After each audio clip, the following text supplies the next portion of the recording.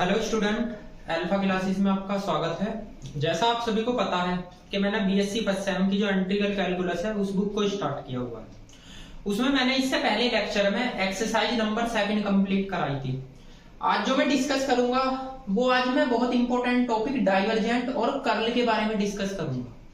Board पे लिख भी रहा है, एक तो लिख रहा है आपका divergent of A point function, ठीक है, एक लिख रहा है curl of A vector point function. ठीक, तो ये डाइवर्जेंस क्या होता है और कर्ल क्या होता है ये आप लोगों को समझना बहुत जरूरी है। ठीक, तो सबसे पहले मैं इसके सारे मेथड बताता हूं कि इसमें इस एक्सरसाइज से पहले कौन कौन से मेथड है, ठीक, और किस टाइप से आपके सवाल होंगे। इससे आगे के जो मेथड चलेंगे उनमें कुछ प्रॉपर्टी भी है जो एग्जाम के पॉइंट ऑफ व्यू से इंपॉर्टेंट होती है। तो वे सारी की सारी मैं प्रॉपर्टी एक एक करके आपको कराऊंगा। उससे पहले आपको ये सब समझना पड़ेगा। बुक आपके पास होगी, मैंने आपको बता रखा है, कृष्णा पब्लिकेशन की इंटीग्रल कैलकुलस है। इसका पेज नंबर B33 यानी 33, इस पे आपके 2 पॉइंट दे रखे हैं, 33 और 34। तो अब देखो, सबसे पहले देखो divergent of A vector point function. अब आपको कहीं भी डाइवर्जेंट लिखा आ रहा है, आपसे कहने लगे कि डाइवर्जेंट एफ का मान बताओ, तो आप सीधे कहना डेल डॉट एफ। इसका मतलब ये होता है, ठीक। तो डाइवर्जेंट का मतलब क्या होता है, डॉट प्रोडक्ट, और डाइवर्जेंट के साथ आपको फंक्शन जरूर देगा। आपसे कहने लगे डाइवर्जेंट v का मान बताओ, तो आप लिखोगे डेल डॉट v, ठीक। और ये v फंक्शन है, ये आपको क्वेश्चन में गिवन देगा, तो आपको डॉट प्रोडक्ट निकालनी है, ठीक है। आपसे कहने लगे डाइवर्जेंट f का मान निकालो, तो देखो इस डाइवर्जेंट का मतलब डेल डॉट, इस डाइवर्जेंट का मतलब डेल डॉट f, ऐसे हो जाएगा। तो एक से ज्यादा डाइवर्जेंट लगा सकते हो आप, डाइवर्जेंट, इस पे भी आप डाइवर्जेंट लगा दो, और आप यहाँ पे भी डाइवर्जेंट f लगा दो, ऐसे भी लिख सकते हो। तो इस डाइवर्जेंट का मतलब क्या हो गया, डेल, इसका क्या हो गया, डेल डॉट, इसका क्या हो गया, डेल डॉट f, ठीक है। तो जहां पे भी आपका डाइवर्जेंट लिखा आएगा या डाइवर्जेंस लिखा आएगा उसका मतलब है डॉट प्रोडक्ट, ठीक है, क्योंकि क्वेश्चन में आपको डाइवर्जेंस की ही वैल्यू निकालनी पड़ेगी। तो पूरे वेक्टर में आपको ये ध्यान रखना है कि डाइवर्जेंस जहां लिखा है उसका मतलब है डॉट प्रोडक्ट। अच्छा, एक चीज और बताता हूं, इसमें एक कंडीशन होती है सोलेनॉइडल की। सोलेनॉइडल का मतलब ये होता है आपका कहीं अगर डाइवर्जेंट की वैल्यू 0 आ रही हो तो वो सोलेनॉइडल को रिप्रेजेंट करता है। आपके पेज नंबर 34 पे ये कंडीशन दे रखी है, सोलेनॉइडल वेक्टर। तो ये सोलेनॉइडल वेक्टर वो वेक्टर होता है जिसमें आपकी डाइवर्जेंट की वैल्यू क्या होती है, 0 होती है। यानी कहने का मतलब डाइवर्जेंट f का मान क्या होगा, 0, या डेल डॉट f की वैल्यू क्या होगी, 0, ठीक है ना। तो डाइवर्जेंट f की जगह हम ये भी तो बोल सकते हैं डाइवर्जेंट v का मान 0, यानी डाइवर्जेंट डेल डॉट v का मान क्या होना चाहिए, 0। तो जिसमें डाइवर्जेंट की वैल्यू 0 आ जाएगी उसे क्या बोलेंगे हम, सोलेनॉइडल वेक्टर। तो समझ में आया डाइवर्जेंस के बारे में। जहां पे भी आपका डाइवर्जेंस लिखा आएगा वहां पे आपको डॉट प्रोडक्ट लगानी है, ठीक है। अब से पहले तो आप डेल के यूज कर रहे थे, फंक्शन का पार्शियल डेरिवेटिव यूज कर रहे थे। अब आपको पहले तो डॉट प्रोडक्ट निकालनी, उसके बाद पार्शियल डेरिवेटिव करना। इसके लिए कुछ रिजल्ट लगेंगे। रिजल्ट आपने 12th क्लास में पढ़े हैं, आई डॉट आई इसकी वैल्यू 1 होती है, जे डॉट जे इसकी वैल्यू भी 1 होती है, के डॉट के इसकी वैल्यू भी 1 होती है। तो ये कुछ रिजल्ट है जो इस टॉपिक में आपके लगने, ठीक, और इन्हीं पे बेस प्रॉपर्टी है। अब आते हैं कर्ल की बात। देखो जहां पे भी आपका कर्ल लग जाएगा, कर्ल f, इसका मतलब होता है क्रॉस प्रोडक्ट। आपसे कहने लगे जी कर्ल f का मान निकालो, तो आप कहोगे डेल क्रॉस f, या आपसे कहने लगे कर्ल v का मान निकालो, तो डेल क्रॉस v, और ये निकालना आपको पता ही है। देखो जैसे आपसे कहने लगे कर्ल f का मान निकालो, आप कहोगे डेल क्रॉस f हो गया, तो ये आपका क्या आएगा, आई जे के, इसी मेथड से तो निकालते हैं। इसके आई जे के कोफिशिएंट आप सभी को पता है, डेल की वैल्यू क्या होती है, del upon del x i plus del upon del y j और plus del upon del z k. तो इसके आई जे के कोफिशिएंट लिख लो, del upon del x, del upon del y और डेल अपॉन डेल जेड।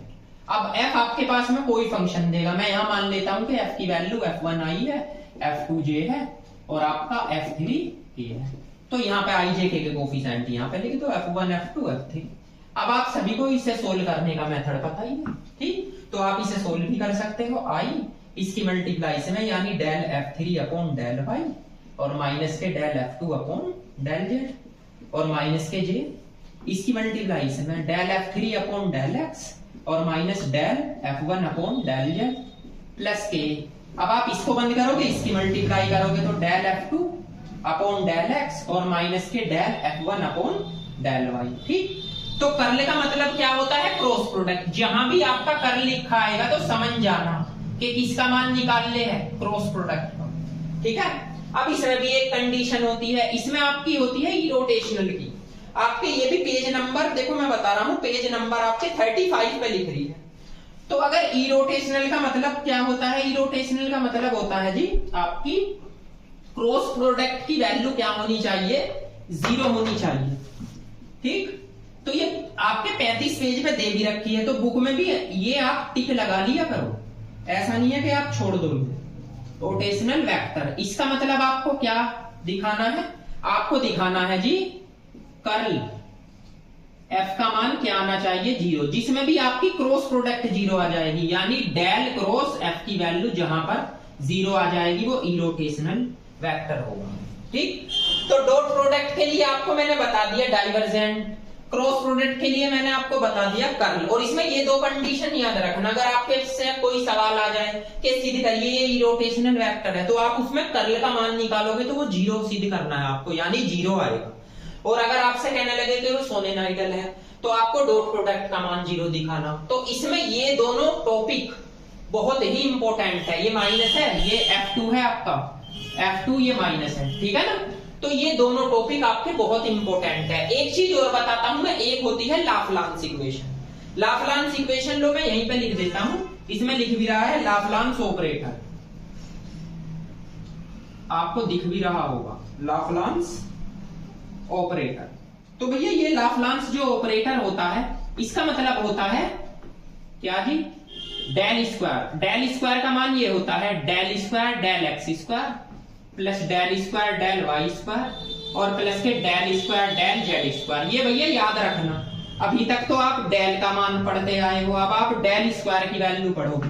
बस IJ के खत्म हो जाता है डेल स्क्वायर की वैल्यू में। मैं आपको निकाल के भी दिखा सकता हूं, देखो आपसे कहने लगे कि डेल की वैल्यू ये है, देखो यहाँ पे बता देता हूं मैं, और आपसे डेल स्क्वायर की वैल्यू पूछने लगे तो इसी के साथ डॉट प्रोडक्ट करोगे, मतलब आई डॉट आई 1।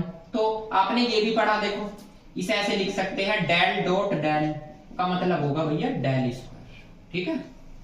ये कंडीशन आपको पता होनी चाहिए। और डेल डॉट डेल का मतलब इसकी इसी के साथ डॉट प्रोडक्ट, तो ये आ गया, इसकी इसी के साथ डॉट प्रोडक्ट तो ये कंडीशन आ गई, और इसकी इसी के साथ डॉट प्रोडक्ट तो ये कंडीशन आ जाएगी, ठीक है। तो ये वाली होती है आपकी लाप्लास ऑपरेटर बोलते हैं इसे, डेल स्क्वायर, ठीक। तो ये आपकी मैंने 3 कंडीशन बताई है। पहली कंडीशन तो ये बताइए कि divergence of A vector point function क्या होता है, यानी जहां पे भी आपका डाइवर्जेंस लिखा आ रहा है, डाइवर्जेंस लिखा आ रहा है, उसका मतलब है आपको डॉट प्रोडक्ट निकालनी है क्वेश्चन में, और क्वेश्चन में आपको लिख के दे। एक ये बात है, अगर आपका सोलेनॉइडल वेक्टर को सिद्ध करने के लिए बोल रहा है तो उसका मतलब है आपको डॉट प्रोडक्ट की वैल्यू 0 दिखानी, यानी डाइवर्जेंस की वैल्यू क्या दिखानी है? 0। एक आता है कर्ल। कर्ल का मतलब होता है क्रॉस प्रोडक्ट निकालनी, और जहां क्रॉस प्रोडक्ट का मान 0 आ जाए तो वो होता है इरोटेशनल वेक्टर, ठीक। और एक होता है आपकी लाप्लास ऑपरेटर, ठीक। लाप्लास ऑपरेटर या डेल स्क्वायर, डेल स्क्वायर को ही लाप्लास ऑपरेटर बोलते हैं। तो डेल स्क्वायर की वैल्यू याद रखना, del square del x square plus del square del y square plus del square del z square, ठीक। तो ये सारा मेथड आपके एक्सरसाइज नंबर 1 से पहले है, ठीक। इसमें कुछ प्रॉपर्टी है, प्रॉपर्टी मैं आपको अपने मेथड से कराऊंगा, जो आपकी इस बुक में प्रॉपर्टी दे रखी है उस मेथड से आपको करनी है, ठीक। मैंने पेज नंबर भी बता दिया कि पेज आपके 35 पे प्रॉपर्टी दे रखी है, 34-35 पे। अब आप इसको नोट कीजिए, उसके बाद इसकी एक्सरसाइज निकालिए, एक्सरसाइज नंबर 3। सबसे पहले तो मैं आपको एक्सरसाइज नंबर 3 कराता हूँ, पेज नंबर 40 पे। इसमें 9 क्वेश्चन है, उसके बाद मैं इसकी कुछ प्रॉपर्टी कराऊंगा, तो नोट कीजिए।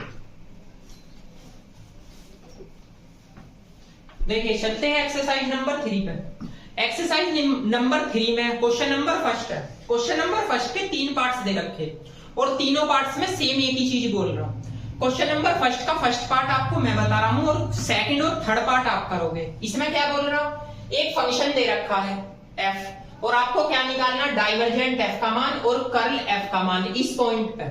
और देखो क्वेश्चन नंबर सेकंड पढ़ो, वो भी तो ये एक फंक्शन दे रखा है, उसमें डाइवर्जेंट और कर्ल की वैल्यू निकालनी, लेकिन उस क्वेश्चन में इसमें अंतर इतना है, उसमें पॉइंट नहीं दे रखे। तो अगर आपको पॉइंट दे रखे तो लास्ट में आप एक्स वाई जेड के प्लेस पे पॉइंट रखो, और अगर आपको पॉइंट नहीं दे रखे तो आप पॉइंट मत रखो, एज इट इज आंसर छोड़ दो, ठीक है। तो क्वेश्चन नंबर सेकंड, फर्स्ट का सेकंड और थर्ड पार्ट आप करोगे, मैं क्वेश्चन नंबर फर्स्ट का फर्स्ट पार्ट आपको बताता हूं। तो आपने अभी पढ़ा है, क्या पढ़ा है जी, ये पढ़ा है कि जो डाइवर्जेंट एफ होता है उसका मतलब डेल डॉट एफ होता है, इसका मान del upon del x i, del upon del y j और del upon del z k. और एफ की वैल्यू आपके पास है, क्या है, x square z i minus 2 y की पावर 3 जेड स्क्वायर जे और plus x y square z k, ये दे रखी है क्वेश्चन में, यही है, हाँ जी। अब देखो आई डॉट आई वन, तो आप लिखोगे del upon del x x square z plus j dot j one, बीच में माइनस है तो माइनस आ जाएगा, डेल अपॉन डेल वाई तो 2 वाई की power 3 z square plus del upon del z k dot k one तो x y square z. अब आप इसका x के रेस्पेक्ट में डेरिवेटिव बताइए, 2xz, इसका y के रेस्पेक्ट में 6y स्क्वायर जेड स्क्वायर, इसका z के रेस्पेक्ट में x y स्क्वायर। ये अभी आपकी किसकी, डेल डॉट f का मान। अब उसने कहा एट द पॉइंट्स, पॉइंट्स भी तो दे रखे हैं भाई इसने, 1 माइनस 1 और 1 रख दीजिए। तो डाइवर्जेंट f की वैल्यू इसमें रखो, तो x और z है तो x और z यानी 2 ही, इसमें रखो y स्क्वायर तो पॉजिटिव ही होगा तो माइनस का 6 बचेगा, इसमें रखोगे एक्स वाई तो एक्स वाई प्लस 1, तो डाइवर्जेंट एफ की वैल्यू क्या आ जाएगी भैया, ये देखो 3 माइनस के 3 आ गए। अब उसने आगे क्या बोला, कर्ल एफ का मान, तो कर्ल एफ का मतलब आपका क्या है, डेल क्रॉस एफ यानी आई जे और के। अब बताओ डेल के आई जे के कोफिशिएंट, तो ये है del upon del x, del upon del y और डेल अपॉन डेल जेड। अब एफ के बताओ, एक्स का ये है एक्स स्क्वायर जेड, आई वाला ये है, जे का बताओ जे का ये है, के का बताइए के का ये है, ठीक। अब आपको इसे सोल्व करना आता है, तो देखो मैं सोल्व करके यहीं पे बता देता हूं, इससे आप देखिए। तो आई, आप इसका y के रेस्पेक्ट में डेरिवेटिव करो तो 2xyz माइनस इसका z के रेस्पेक्ट में करो माइनस माइनस प्लस 4y की पावर 3z माइनस j आएगा। इसके बाद आप इसे बंद करोगे, इसका आप x के रेस्पेक्ट में डेरिवेटिव करो तो y स्क्वायर z माइनस इसका आप z के रेस्पेक्ट में करो तो x स्क्वायर आएगा प्लस के k। इसके बाद आप इसे बंद करोगे, इसका x के रेस्पेक्ट में करोगे तो x तो इसमें है ही नहीं भाई, 0 आएगा, इसका y के रेस्पेक्ट में करो ये भी 0 आएगा। अब उसने क्या बोला, एट द पॉइंट्स, तो पॉइंट्स क्या बोल रखे उसने, 1 माइनस 1 और 1 रख दीजिए भैया। तो रखो एक्स वाई जेड यानी कि आपके यहाँ तो आई, यहाँ माइनस 2 आएगा, इसमें रखोगे y की पावर यहाँ माइनस के 4 आ जाएगा, j इसमें रखो, ये आपका z है यानी 1 आ जाएगा, इसमें रखोगे तो 1 आएगा, तो लगभग इसका 6i, ये आंसर आ जाएगा इसका कर्ल का। तो आपका क्वेश्चन नंबर जो फर्स्ट था उसकी वैल्यू मैंने आपको निकाल के बता दी, कर्ल एफ की वैल्यू क्या आई है -6i और डाइवर्जेंस की वैल्यू क्या आई है -3, ठीक। अब जैसे मैंने आपको बताया, देखो इससे बाद में मैंने यहाँ पे सोल्व किया है ये कंडीशन, ठीक है ना। तो ये कुछ नहीं है, केवल आपके जो है ना बेसिक पॉइंट है, यानी क्रॉस प्रोडक्ट और डॉट प्रोडक्ट निकालनी है, और कुछ तो नहीं। अब क्वेश्चन नंबर फर्स्ट के बाकी 2 पार्ट है उन्हें आप करोगे, मैं बताता हूं आपको क्वेश्चन नंबर सेकंड, ठीक है। देखो क्वेश्चन नंबर सेकंड, ये भी ऐसे ही होगा। क्वेश्चन नंबर फर्स्ट का मैंने फर्स्ट पार्ट बताया है, बाकी पार्ट आप करोगे। क्वेश्चन नंबर सेकंड में क्या बोल रहा है कि find divergent F and curl F. F का मान उसने दे रखा ग्रेडेंट x की पावर 3 y की पावर 3 z की पावर 3 माइनस 3xyz। तो देखो कैसे कैसे, सबसे पहले तो हमें f का मान चाहिए, तो यहां से f की वैल्यू निकाल लो। इसका मतलब है ग्रेडेंट x की पावर 3 y की पावर 3 z की पावर 3 3xyz। इसका मतलब यही तो है, डेल x की पावर 3 y की पावर 3 z की पावर 3 माइनस 3xyz। अब डेल की वैल्यू रख लो, del upon del x i, del upon del y j और डेल अपॉन डेल जेड के। ठीक है, ये होगा x की पावर 3 प्लस y की पावर 3 और z की पावर 3 माइनस 3xyz। ठीक है, अब इसकी मल्टीप्लाई इसमें भी होगी और इसमें भी। जब इसकी मल्टीप्लाई आप इसमें करोगे तो x के रेस्पेक्ट में डेरिवेटिव 3x² 3yz आएगा, आइए एज इट इज है। जब इसकी मल्टीप्लाई इसमें होगी तो 3y² माइनस 3xz आएगा, ये j है, प्लस इसकी मल्टीप्लाई इसमें होगी तो 3z² माइनस 3xy आएगा, ये k है। अब आप बस डाइवर्जेंट f का मान बूझ रहा है वो, तो डेल डॉट f, यही तो होती है property, del upon del xi और plus del upon del yj और del upon del z dot f की वैल्यू आपकी ये है 3x² 3yz और प्लस के 3y² माइनस 3xzj और प्लस के 3z² और 3xy के। बस डॉट प्रोडक्ट निकाल दो, i की i के साथ डॉट प्रोडक्ट करोगे तो 1, इसका x के रेस्पेक्ट में बता दो तो 6x आएगा, j की j के साथ करोगे डॉट प्रोडक्ट तो 1, y के रेस्पेक्ट में तो 6y आएगा और z के रेस्पेक्ट में भी 6z आएगा। आप 6 कॉमन ले सकते हो, x plus y plus z। ये आपकी किसकी वैल्यू आ गई? डाइवर्जेंट f का मान आ गया। अब उसने अगली कंडीशन कर लिए बोली है, तो कर्ल f का मान निकाल लो। कर्ल f इसका मतलब है डेल क्रॉस f, तो इसके लिए डिटर्मिनेंट बनाओगे आप यहाँ पे, तो डेल के i j के coefficient del upon del x, del upon del y और del upon del z। f के देखो, f के ये होगा 3x² 3yz होगा, 3y² माइनस के 3xz होगा और 3z² माइनस 3xy हो जाएगा, ये 3 है। बस आप इसको भी सोल्व कर लो। देखो i, इसका y के रेस्पेक्ट में क्या हो जाएगा? माइनस के 3x और इसका z के रेस्पेक्ट में माइनस माइनस प्लस 3x आएगा जी। इसका आप करोगे इसे बंद करके, इसका x के रेस्पेक्ट में करोगे तो माइनस के 3y आएगा और इसका z के रेस्पेक्ट में प्लस 3y और प्लस के। अब इसे बंद करोगे तो इसका करोगे x के रेस्पेक्ट में तो ये आपका 3z आएगा और प्लस का ये भी 3z, तो इसका आंसर 0 आ गया। तो कहने का ये मतलब है आपका जो कर्ल है, कर्ल f का मान 0 आ रहा है। तो आप इसे बोल सकते हो कि यो इरोटेशनल है, लेकिन उसने तो केवल वैल्यू निकालने के लिए बोला है, ज्यादा कुछ तो उसने बोला नहीं, इसने केवल वैल्यू निकालने के लिए बोल दी है। ठीक है, तो आपका ये क्वेश्चन नंबर सेकंड था। सेकंड में आप जो है ना, अगर y के रेस्पेक्ट में करोगे तो आपका माइनस 3x आएगा और z के रेस्पेक्ट में करोगे तो माइनस माइनस प्लस 3x आ जाएगा, तो कैंसिल हो जाएगा।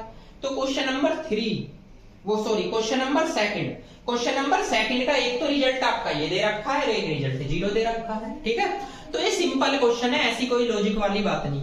अब क्वेश्चन नंबर थर्ड आप करोगे, उसमें कह रहा फाइंड द डाइवर्जेंट और कर्ल का मान निकालना है। एक तो डाइवर्जेंट का मान निकालना है और कर्ल का, मतलब आपको केवल एक तो डॉट प्रोडक्ट निकालनी है। केवल आंसर यही बिल्कुल सेम, उसने कोई पॉइंट नहीं दे रखे, केवल आपको डेल डॉट f का मान निकालना, f की वैल्यू उसने गिवन दे रखी और एक कर्ल का मान। सेम क्वेश्चन यही है बिल्कुल, ठीक। f का मान उसने फंक्शन का गिवन कर रखा है, ये जैसे f का मान मैंने निकाला था ना, उसने बिल्कुल इसमें गिवन कर रखा। ठीक, तो क्वेश्चन नंबर 3 आप करोगे। एक आता है क्वेश्चन नंबर 4। क्वेश्चन नंबर 4 में इसने क्या बोल रहा, फाई की वैल्यू दे रखी है भैया, ये दे रखी है 2x की पावर 3 और y की पावर 2 और z की पावर 4, ये 2 है y की पावर।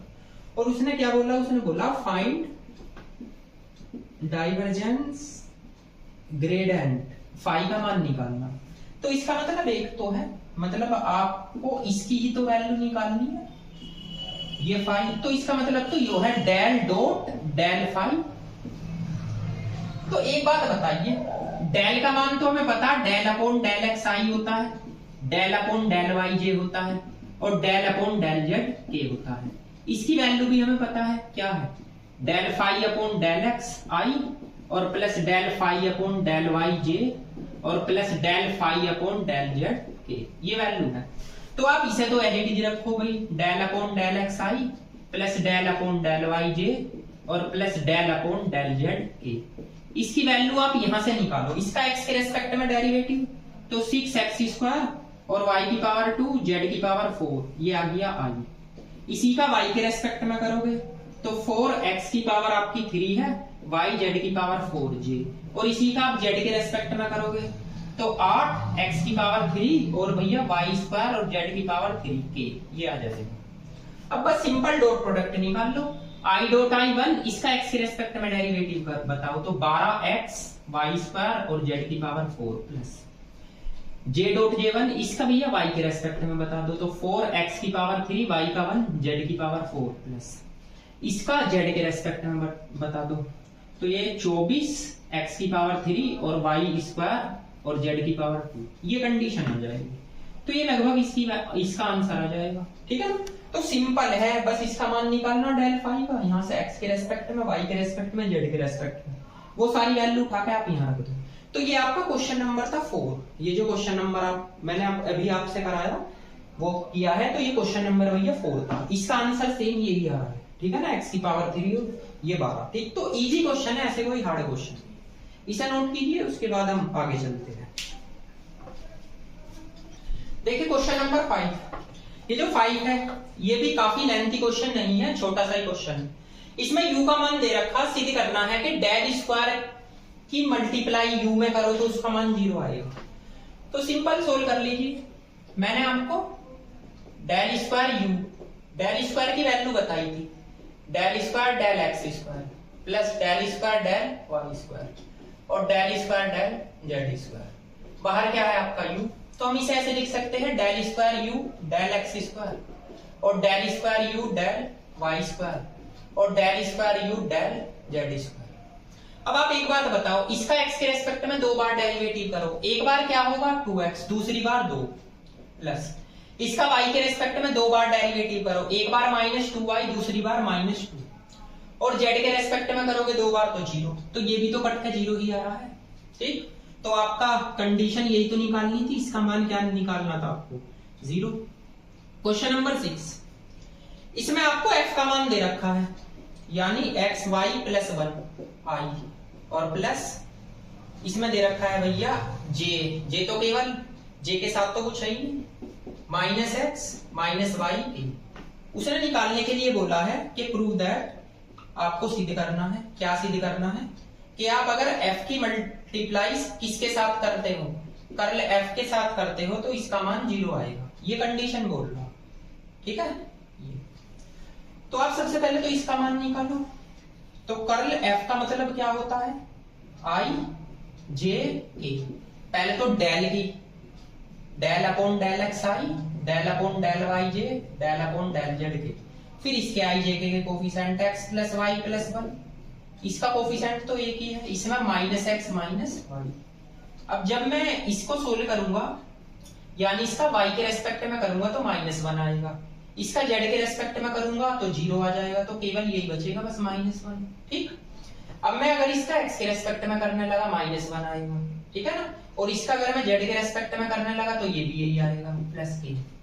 अगर मैं इसका x के रेस्पेक्ट में करूंगा तो 0 आएगा और इसका अगर y के रेस्पेक्ट में करूंगा तो 1 आएगा। तो आपके पास एक तो -i आया और प्लस का j आया और माइनस का k, ये इसकी वैल्यू आई है आपकी कर्ल f की वैल्यू, ये निकल के आ गई। अब उसने तो कुछ और बोला है, उसने बोला है अगर आप f की डॉट प्रोडक्ट कर्ल f के साथ करो तो f का मान क्या है, f का मान तो ये है x plus y plus z i है और प्लस j है और प्लस के x माइनस वाई k है। इसकी डॉट प्रोडक्ट कर्ल के साथ, कर्ल की वैल्यू क्या आई है भैया -i प्लस j और माइनस k। तो करो i डॉट i1 तो माइनस की मल्टीप्लाई हो जाएगी, j डॉट j1 तो प्लस, k डॉट k1 तो -x -1। अब आप एक बात बताओ, इसमें माइनस है, इसकी डॉट प्रोडक्ट किसके साथ करोगे तो ये सारे प्लस नहीं हो जाएंगे भैया। अब बताओ, इससे ये सब आप कैंसिल कर सकते हो, इस 1 से ये 1 कैंसिल, इससे ये, तो क्या आ गया आंसर 0 आ गया। तो वो भी सही बात बोल रहा है कि f डॉट कर्ल f का मान क्या आएगा 0 आएगा। ठीक है, तो आप क्वेश्चन को इस मेथड से करिए, क्योंकि देखो कोई भी क्वेश्चन हार्ड नहीं होता, बस ये छोटे छोटे से क्वेश्चन है जो आपको केवल सोल्व करने हैं, एक्सरसाइज नंबर 3 कंप्लीट हो जाएगा, इतने बड़े तो कोई क्वेश्चन नहीं है। ठीक है, इसका मान उसने दिखाना है 0। अब देख लीजिए ऐसे ही क्वेश्चन नंबर आपका 7 है, 7 में भी यही कंडीशन बोल रहा है। 7 का आपका फर्स्ट पार्ट, इसने ये बोल रखा है f का मान है आपका f1 F1i प्लस के F2j और F3k। आगे इसने कंडीशन दी है कि सो दैट, आप सिद्ध करना है। क्या सिद्ध करना है भैया? ये बोला डेल डॉट f का मान क्या आएगा, डेल f1 और डॉट में i है, डेल f2 और डॉट में j है, और डेल f3 डॉट में k है। तो इस क्वेश्चन में ज्यादा कुछ नहीं है, बेसिक ही क्वेश्चन है। कैसे कैसे, एक बात बताओ, आप इसका मान निकालोगे सबसे पहले तो डेल f1 डॉट i। तो डेल f1 का मतलब क्या है, del f1 upon del x i plus del f1 upon del y j और del f1 upon del z k। इसकी डॉट प्रोडक्ट केवल उसने i के साथ बोली है, तो केवल यही तो बचेगा बस, del f1 upon del x, बस ये बचेगा। अब उसने क्या बोला, डेल f2j, इसका मान निकालो। तो del f2 upon del x i आएगा plus del f2 del y j आएगा और del f2 del z k आएगा। इसकी डॉट प्रोडक्ट बोल रहा है भैया j के साथ डॉट प्रोडक्ट, तो केवल इसमें यो आएगा क्या, del f2 upon del y। ठीक है। अब तीसरी कंडीशन देख लो, डेल f3 का k के साथ, तो del f3 upon del x i plus del f3 del y j del f3 del z k। इसकी डॉट प्रोडक्ट k के साथ, तो ये आ जाएगा del f3 upon del z। हमारे पास इनका मान आ गया, किसका, इन सब का। और आप अगर एक बात बताओ, डेल f का मान निकालोगे तो ये क्या आएगा, डेल के साथ डॉट प्रोडक्ट, यानी del upon del x i plus del upon del y j और del upon del z k। और f आपको फंक्शन की भी नहीं दे रखा, क्या दे रखा है जी, f1i प्लस f2j और प्लस के f3k। तो i dot i1 del f1 upon del x del f2 upon del y और plus del f3 upon del z, ये कंडीशन निकल गई। अब जरा आप बता सकते हो ये किसकी वैल्यू है, ये आपकी सी की तो आई है, डेल f1 डॉट i की, प्लस ये वाली वैल्यू किसकी आई है, डेल f2 डॉट j की, और ये डेल f3 डॉट k की। तो किसके इक्वल है, डेल f3। तो लो ये कंडीशन आ गई। तो सबसे पहले आप इनका मान निकाल लेना। देखो ये देख लिया करो भैया, ये डेल है, क्योंकि बोर्ड पे मारकर थोड़ा फिसल जाता है, तो ये डेल है। ठीक है।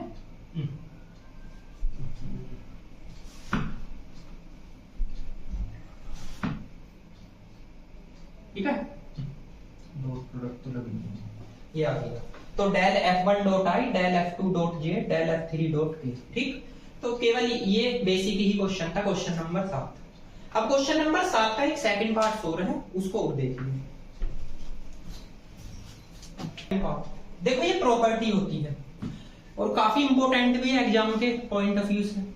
इसमें क्या बोल रहा, प्रूव दैट, सिद्ध करो, डेल डॉट, ये स्केलर वेक्टर है और ये वेक्टर है, तो इसकी डॉट प्रोडक्ट निकालोगे तो इसका मान ये आएगा 6r⁴। तो आप सिंपल सोल्व कर लीजिए इसे। अगर आप लेफ्ट हैंड साइड लोगे तो डेल डॉट r⁴ r, तो डेल का मान क्या है, del upon del x i del upon del y j और del upon del z k। इसकी वैल्यू r⁴, इसका मान xi y j और z k, ये तो पढ़ाई होगा। तो i डॉट i 1 होगा, तो डेल अपॉन डेल x, यहाँ पे क्या आएगा, r⁴x del upon del j, इसकी डॉट प्रोडक्ट इसके साथ करो तो r⁴y, क्योंकि इसकी मल्टीप्लाई इन सब में हो जाएगी, डेल अपॉन डेल z, ये आएगा r⁴z। अब इसमें आप डेरिवेटिव लगाएंगे तो फर्स्ट सेकंड लगेगा, तो first as it is x का 1, x एज इट इज इसका 3, r⁴ और del r upon del x, ये तो इसका हो गया। ऐसे इसमें x⁴ as it is y का 1, y एज इट इज इसका 3, r⁴ और del r upon del y। ठीक है, इसको आगे मैं यहाँ लिख रहा हूँ, इसका होगा r⁴ z का 1 z और 3 r⁴ और del r upon del z। अब एक बात बताओ, 1 2 3, ये तो हो गया 3r⁴। इसकी वैल्यू क्या होती है, ये तो 3x बचा, इसकी x अपॉन r होगी तो x² अपोन में आर होगी तो एक आर कट जाएगा तो बचेगा क्या, आर की पावर 3। ऐसे इसकी y अपोन आर होगी, एक आर कैंसिल तो 3y स्क्वायर आर की पावर 3। ऐसे इसकी 3z स्क्वायर आर की पावर 3। अब इसमें से कॉमन देख लो, 3r की पावर 3, इसमें आपका 3r की पावर 3 कॉमन आ रहा है, x स्क्वायर y स्क्वायर और z स्क्वायर, ये बच जाएगा लगभग। अब आप एक बात बताओ छोटी सी, उसमें कहा 6r की पावर 3, तो जरा ध्यान से सुनना, अगर मैं इसकी वैल्यू रखता हूं x अपोन r तो x स्क्वायर होगा, r यहाँ पे आएगा, क्योंकि वो एक चीज ही मिस्टेक कर दी हमने, यहाँ पे पावर 2 आएगी, क्योंकि ये 3 है ना तो मैंने घटा दी, यहाँ पे पावर भैया 2 आएगी, ठीक 2 आएगी, क्योंकि इसका डेरिवेटिव करा ना, फर्स्ट एडिटिव x का 1, सेकंड एडिटिव इसका r की पावर 3 का 3r स्क्वायर, फिर r का del r upon del x। तो अब रखिए, तो यहाँ पे क्या आ जाएगा जी, x अपोन r, तो एक r से r कैंसिल तो केवल r ही बचेगा बस। अब आप यहाँ से 3r कॉमन ले सकते हो, ले लिया तो 3r की पावर 3, ये किसकी वैल्यू r स्क्वायर की, और एक r ये रहा, तो कितना हो जाएगा भैया 6r की पावर 3। ये राइट हैंड साइड आ गई। देखो जल्दीबाजी में क्वेश्चन मत किया करो, तो हो सकता है मिस्टेक हो जाए जल्दीबाजी में, ठीक है ना, तो ध्यान से किया करो इन क्वेश्चनों को, वरना मिस्टेक होने के चांसेस बहुत रहते हैं। इसके बाद आप नेक्स्ट क्वेश्चन देख लीजिए, अच्छा क्वेश्चन है इसका अगला 8। उसने बोल रखा है f का मान, f की वैल्यू उसने दे रखी है भैया x + 2y, और जी आपका az i है, और प्लस y की वैल्यू दे रखी bx - 3y, और आपका -zj है, और प्लस 4x और प्लस के cy प्लस 2z और k है।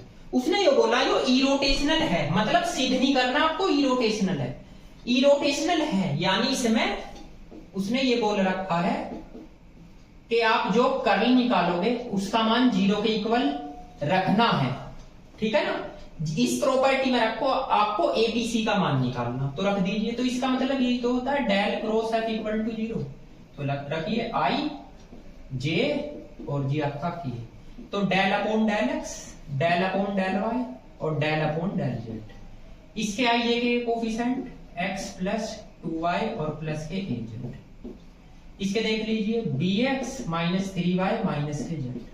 इसमें देख लीजिए 4x और प्लस cy, और इसे मैं यहां लिख लूं प्लस के 2z, ये इक्वल टू 0 के रखना है। आई सोल्व कीजिए, इसका y के रेस्पेक्ट में क्या आएगा भैया c, इसका z के रेस्पेक्ट में 1j, इसका x के रेस्पेक्ट में 4 आएगा माइनस, इसका z के रेस्पेक्ट में a आ जाएगा प्लस k, इसका x के रेस्पेक्ट में b आएगा, और भैया इसका y के रेस्पेक्ट में 2 आएगा इक्वल टू 0। अगर मैं इसे भी 0 के इक्वल लगता हूं, c + 1 = 0, तो c का मान 1। ऐसे ही आपका a - 4 = 0, तो a की वैल्यू 4, और b - 2 = 0, तो b का मान आ गया आपका 2, ठीक। तो ये आपके आंसर आ गए। क्वेश्चन नंबर 9, क्वेश्चन नंबर 9 इस एक्सरसाइज का लास्ट क्वेश्चन है। इसमें क्या बोल रहा है, आपको सिद्ध करना है कि यो जो आपका वेक्टर है यो सोलेनॉइडल तो है बट नॉट इरोटेशनल, वही या तो डॉट प्रोडक्ट 0 होगा या क्रॉस प्रोडक्ट, तो आपको इसमें डॉट प्रोडक्ट 0 दिखाना है। सिंपल क्वेश्चन है, यानी डाइवर्जेंट f का मान आपको 0 सिद्ध करना है, तो निकालना जरा डाइवर्जेंट, डाइवर्जेंट है यानी डेल डॉट f, डेल का मान आपको पता del upon del xi plus del upon del yj और plus del upon del z।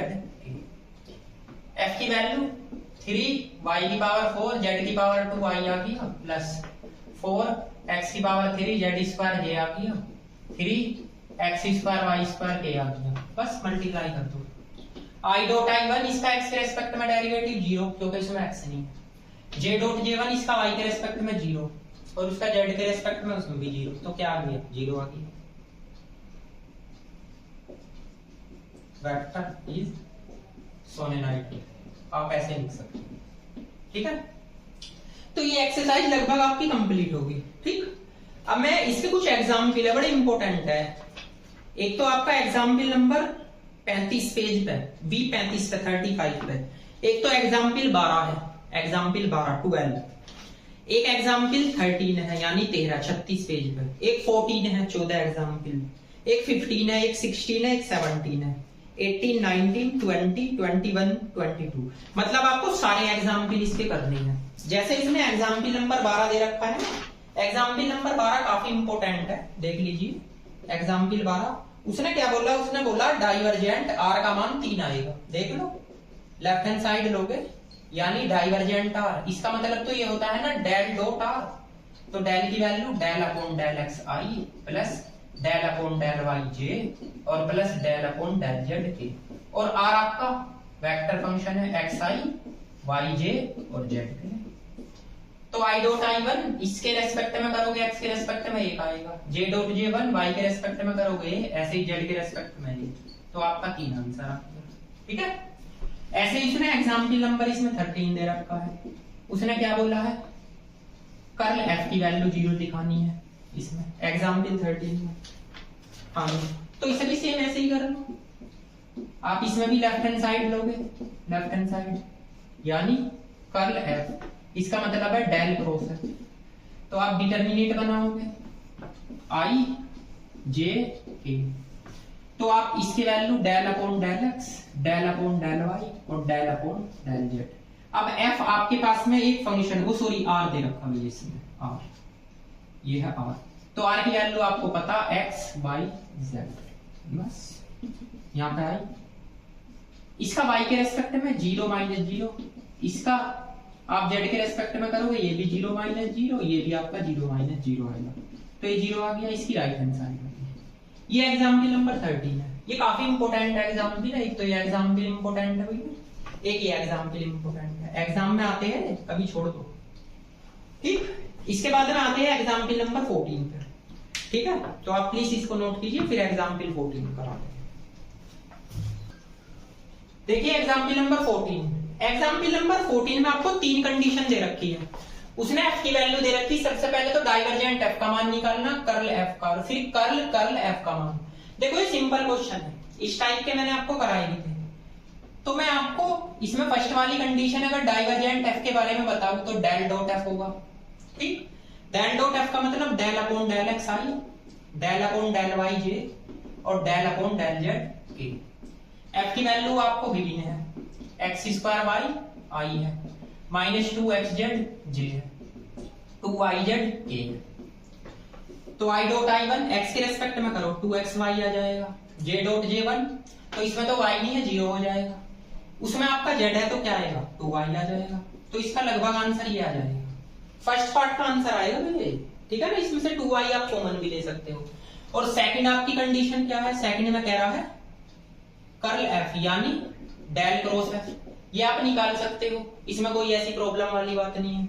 इसके बाद थर्ड कंडीशन है, थर्ड कंडीशन में ये कह रहा है कि आपको एक तो कर्ल निकालना है, कर्ल और फिर उसका एक बार कर्ल एफ यानी डेल क्रॉस एफ, इसका मान निकालना। तो सबसे पहले तो आप इसकी वैल्यू निकाल लो ना, इसकी वैल्यू आपको पता है आई जे के यानी डेल अपॉन डेल एक्स और डेल अपॉन डेल वाई और डेल अपॉन डेल जेड। इसके आई जे के कोफिशिएंट एक्स स्क्वायर वाई है और माइनस के 2 एक्स जेड है और यहाँ पे 2 वाई जेड है। अब इसकी वैल्यू निकाल लीजिए, देखिए आई, इसका y के रेस्पेक्ट में करोगे 2z आएगा माइनस, इसका z के रेस्पेक्ट में प्लस 2x आ जाएगा j, इसका आप x के रेस्पेक्ट में करोगे तो 0 ही आएगा, इसका आप z के रेस्पेक्ट में तो भी 0 प्लस k, इसके बाद इसका x के रेस्पेक्ट में करोगे 2z आएगा माइनस, इसका y के रेस्पेक्ट में करोगे तो x स्क्वायर आ जाएगा।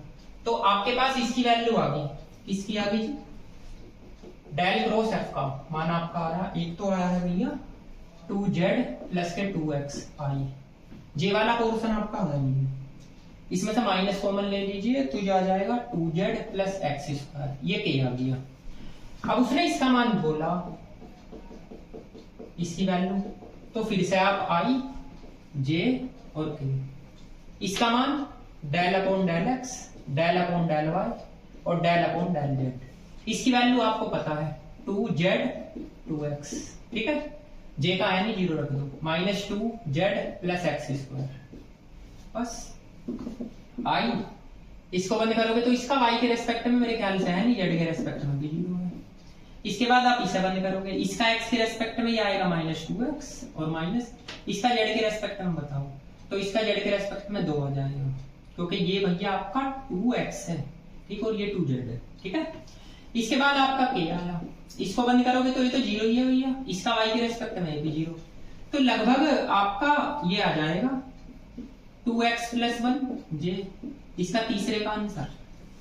तो थर्ड का आंसर यही दे रखा है 2x + 2 2x + 2, यही आंसर दे रखा है। तो एग्जाम्पल नंबर 14 का आप ये सेकंड पार्ट से निकाल लोगे। देखो इजी है, करना कुछ नहीं है, बस इसका मान निकालना। ये वाली कंडीशन मैंने आपको निकाल के बता दी, निकाल तो ये भी सकते थे। एग्जाम्पल नंबर 15 और 16 आप करोगे, क्योंकि 15 और 16 में करा चुका एक्सरसाइज में। क्वेश्चन नंबर भैया ये 8 और 9 है। 15 में आपको सोलेनॉइडल वेक्टर है ए का मान निकालना, यानी डॉट प्रोडक्ट 0 रख के ए की वैल्यू निकाल लो। और 16 में आपको इरोटेशनल है, तो आपको किसका मान मतलब सिद्ध करके दिखाना 16 में कि ये इरोटेशनल है, यानी क्रॉस प्रोडक्ट 0 दिखानी। एग्जाम्पल 17 करा चुका। एग्जाम्पल 17 एक्सरसाइज का 7 का सेकंड पार्ट है, ठीक है ना, एग्जाम्पल 17। इसके बाद आते हैं एग्जाम्पल 18 और 19 पे, ठीक। तो एग्जाम्पल 18 और 19 मैं बताता हूं, इसको नोट कीजिए। अच्छा एक चीज और, एग्जाम्पल 18 तो आप यहां भी कर सकते हो। देखिए ये जो है आपका, इसने बोल रखा कि b आपका एक कांस्टेंट वेक्टर है, तो b1i ले लो, b2j ले लो और b3k ले लो। उसने पहली कंडीशन बोल ली कि डाइवर्जेंट b का मान 0 आएगा। देख लीजिए डेल डॉट b, तो del upon del x i plus del upon del y j और plus del upon del z k।